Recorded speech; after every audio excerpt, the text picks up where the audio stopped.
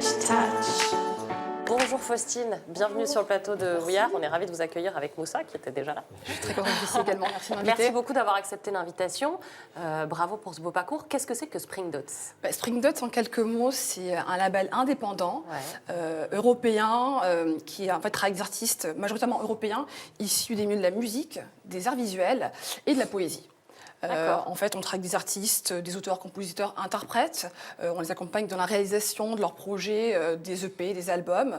Et puis surtout, en fait, on valorise toute leur singularité, en fait. Donc, je travaille donc avec des artistes qui auront une double pratique, qui seraient à la fois musiciens, mais pourquoi pas aussi peintres, photographes, poètes. Comment elle est venue cette idée, Faustine? Alors en fait, moi ça fait 7 ans que je travaille dans ce milieu-là. D'accord. Et suite au déterminé, ça a vraiment été le déclic, je pense, parce que je cherchais un effet accélérateur. J'avais une idée, je voulais un projet innovant et pluridisciplinaire, parce que ça réunit en fait mes passions. Et en fait, j'ai avancé en me disant, ben voilà, je vais être accompagnée avec des gens qui vont m'offrir en fait toutes les compétences dont j'ai besoin, comptabilité, etc., pour parvenir à aboutir tout ça. Quand vous dites, ça faisait 7 ans que je travaillais dans cet univers-là, c'était dans le milieu de la musique? Effectivement, oui. Qu'est-ce que vous y faisiez? Alors, beaucoup de choses. Moi, j'ai un profil assez atypique. J'ai fait du management d'artistes. J'ai travaillé dans les salles de concert, comme le Bataclan, la Flèche d'Or à Paris. Et puis, en fait, effectivement. Et quand j'ai su que je voulais vraiment travailler en amont de la création, c'est là que le label est né, en fait. Parce que le label est en amont de la création. Aujourd'hui, vous avez beaucoup travaillé avec Moussa Camara et les Déterminés. Qu'est-ce qu'ils vous ont apporté? Qu'est-ce que vous a apporté leur expérience? Je pense d'abord le côté humain. Dès le départ, en fait, ils favorisent ce truc-là d'intelligence collective. On est 15, il faut travailler ensemble. Et je vous jure qu'en fait, ça, c'est hyper moteur. Ça manquait dans votre vie d'avant? Non, parce qu'en fait, en soi, la musique, c'est des relations, c'est des humains, certes, mais être avec des entrepreneurs qui sont curieux, qui vous stimulent, qui vous poussent, c'est une chance, c'est hyper bénéfique en fait. Comment ça s'est passé concrètement? Sur quoi ils vous ont aidé? Alors moi j'avoue que j'ai un projet assez particulier, c'est un domaine, la musique c'est un domaine particulier et pourtant en fait, surtout sur le côté je pense finance, le côté finance, comptabilité, je veux dire quand on a des gens du cabinet Mazars avec nous, c'est une chance inespérée quoi. Donc c'est ça, et surtout à structurer notre projet, à structurer, à le pousser, à sauter en fait de doute. Il y a ce qu'on appelle le syndrome de l'imposteur. Quand on arrive au bout des 6 mois, ben, honnêtement, ça va mieux en fait. On se sent capable, on se sent légitime, complètement.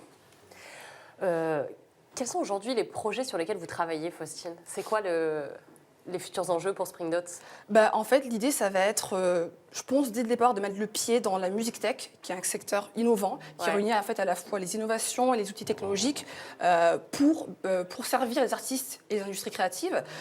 Donc, par exemple, très concrètement, je travaille avec des artistes dans mon travail de consulting et je les envoie jouer en réalité virtuelle pour en fait en résidence, pour en fait améliorer leur jeu et travailler tout ce qui est coopération, réflexion.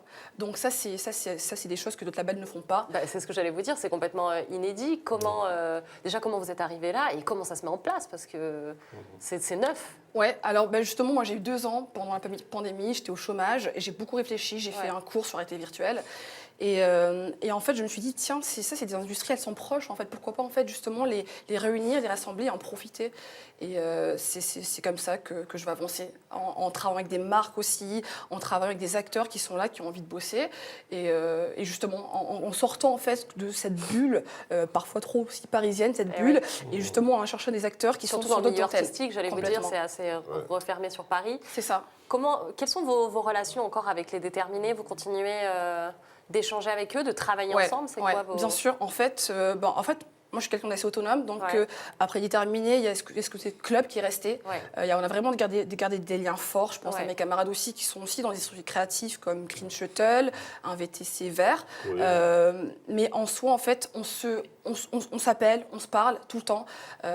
Oui, encore une émulation entre vous tout à fait. Pour vous motiver les uns les autres. Mais même au-delà de leurs promos, il y a aussi les promos de toute la France en fait. D'accord, un club qui réunit. Oui, vous arrivez à vous retrouver pour partager des moments.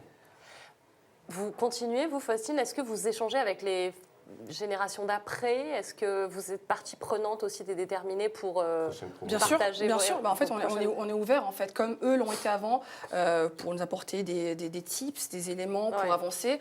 Moi, je serai là, bien sûr, dans ma région, à Lille et à Paris, avec plaisir. Ouais. Vous êtes fière aujourd'hui Très fière. de ce que vous faites? Très fière parce que moi je viens pas d'un milieu, de la musique, je suis même pas née, je suis pas née en France, j'ai grandi en France et en fait parce que j'étais chercher ce qu'on m'a pas donné en fait, donc bien sûr je suis très fière. Vous avez commencé très tôt, c'est un parcours aussi assez rare que vous avez commencé très tôt dans l'industrie de la musique.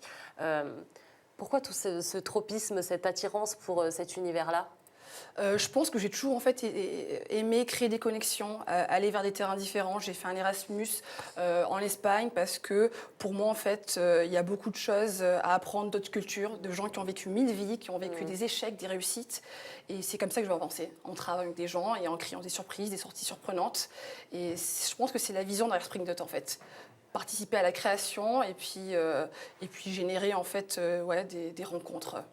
Ça a été quoi vos principales difficultés, vous, dans toute cette aventure? L'aventure d'entrepreneuriat? Oui. Alors moi, je suis dans une phase de lancement en fait. D'accord. Donc, je pense que j'ai même pas encore vu. Attention.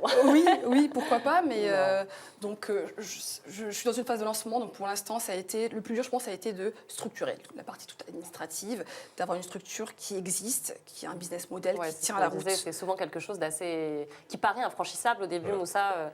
Ce que vous disiez aussi pour votre propre expérience, c'est-à-dire que l'administratif, la gestion financière, pour des entrepreneurs, on a beau avoir très envie. De son projet, la viabilité économique, c'est un sujet avec qui, en permanent, on les interpelle là-dessus, les entrepreneurs, parce qu'on peut avoir un projet, une idée, une passion, mais s'il n'y a pas une viabilité économique, si on n'arrive pas à générer du chiffre d'affaires, ça va être très compliqué de tenir dans le temps.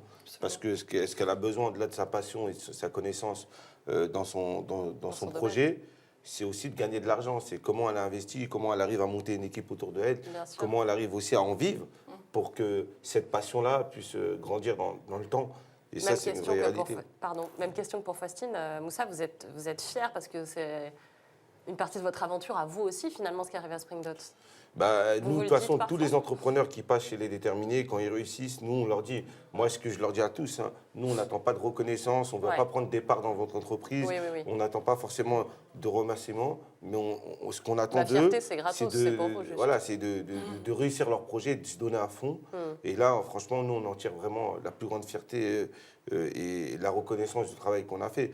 Et voilà, leur réussite, elle dépend d'eux, mais... Voilà, on est heureux quand les entrepreneurs réussissent et derrière que ça crée des petits. Bravo Faustine, en tout merci cas, merci beaucoup. Longue vie à Spring Dot. Après ce lancement, on vous souhaite beaucoup de courage et de réussite.